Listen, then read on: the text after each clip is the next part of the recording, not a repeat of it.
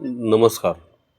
मी संपादक संतोष सागवेकर, साप्ताहिक पुणे प्रवाह. मी आज एका वेगळ्या विषयावर आपल्याशी चर्चा करत असून मी आपणास सांगू इच्छितो की मुंबई ही आपल्या कष्टकरी आणि विशेषतः कामगारांची म्हणून ओळखली जाते आणि सर्वात महत्त्वाचं म्हणजे गिरणी कामगार यांची मुंबई म्हणून ओळखली जाते. मुंबईची खरी ओळख अशी आहे की जेव्हा मुंबईची निर्मिती होत होती त्यावेळेस 105 हुतात्मे यांनी आपल्या प्राणाची आहुती देऊन आपल्या मुंबईची निर्मिती झालेली आहे. तसेच मुंबई म्हटलं की समुद्र आला, मुंबई म्हटलं की औद्योगिक आर्थिक राजधानी आली आणि मुंबई म्हटलं की विविध भागातून, राज्यातल्या विविध भागातून, तसेच राज्याच्या कानाकोपऱ्यातून आणि देशातूनही, तसेच परदेशातूनही मुंबईचं आकर्षण सर्वांना आकर्षित करत असतं. मुंबई ही 24 तास कार्यरत असणारी भूमी आहे आणि मुंबई म्हणजे गोर गरीब कष्टकरी, गरिबापासून तर श्रीमंतापर्यंत आणि सर्व जाती धर्माला सामावून घेणारी अशी मुंबई आहे. सध्या मुंबईत एक विषय चर्चेला जात आहे, तो म्हणजे रिक्षावाले. ॲक्च्युली वास्तविक असं पाहायला गेलं तर हा जो GR काढला गेला याची सुरुवात आहे आणि या माध्यमातून सरकार वास्तविक बॅकफुटला गेलेलं आहे असं मला वाटतं. कारण की सरकारने ज्यावेळेस हा GR काढला त्यावेळेसच हा GR नंतर मागे घेणार हे वास्तव होतं आणि त्याप्रमाणे झालं.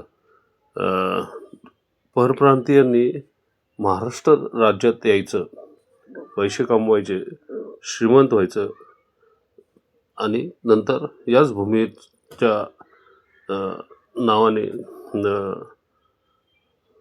भूमीला नावं ठेवायचे, इथल्या भाषेला नावं ठेवायचे, इथल्या लोकांना नावं ठेवायचे, इथल्या लोकांना वाईट वागणूक द्यायची.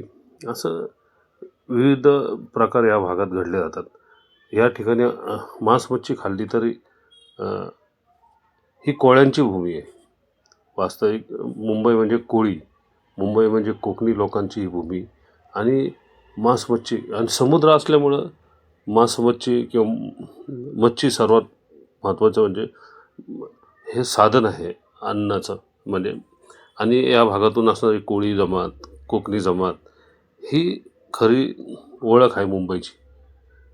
आणि ह्या कोळी समाजाला किंवा कोकणी समाजाला मच्छी खाण्यापासून किंवा हे जे परप्रांती आलेत हे आता काय खायचं, काय खायचं नाही, कसं राहायचं हे शिकवायला लागले. तसंच रिक्षावाले एक उदाहरण आहे. आणि सर्वात महत्त्वाचं म्हणजे या GRमुळे एक वास्तव समोर आलं, ते म्हणजे 5 लाख परवाने असताना 10 लाख म्हणजे एकूण 15 लाख दिले गेले आणि हे 10 लाख आले कुठून हा महत्त्वाचा प्रश्न आहे. आणि सध्या हे जे परप्रांती UP, बिहारी, झारखंड आणि इतर राज्यातून आलेले हे जे परप्रांती आहेत हे रिक्षा घेऊन आपल्या गावी चाललेले आहेत, गावी गेलेले असे अनेक दृश्य आपल्याला पाहावयास मिळते. तर महत्त्वाचा मुद्दा असा आहे की आता हे रिक्षावाले गेले त्यांच्या राज्यात आणि तिथं जे RTO आहे ते सांगते की आम्ही आता तुम्हाला परवाने देऊ.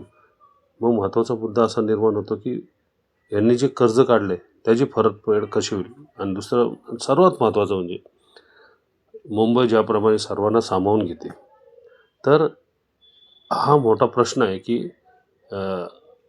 देशाचे पंतप्रधान आदरणीय नरेंद्र मोदीजी यांनी जेव्हापासून 2014 पासून जी सत्ता हातात घेतली त्यानंतर त्यांनी सातत्याने भारत देश हा कसा महासत्ता होईल या दिशेने त्यांनी वाटचाल केली.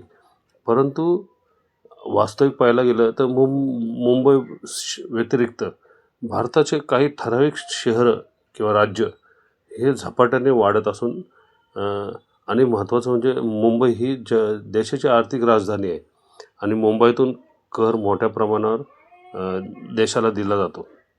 मुंबईतून खूप मोठा आर्थिक सपोर्ट देशाला होतो. पण वास्तव असं आहे, फक्त एकटं मुंबई, पुणे किंवा महाराष्ट्र याचा जर बदल झाला, विकास झाला, तर तो देशाचा विकास मानला पाहिजे का?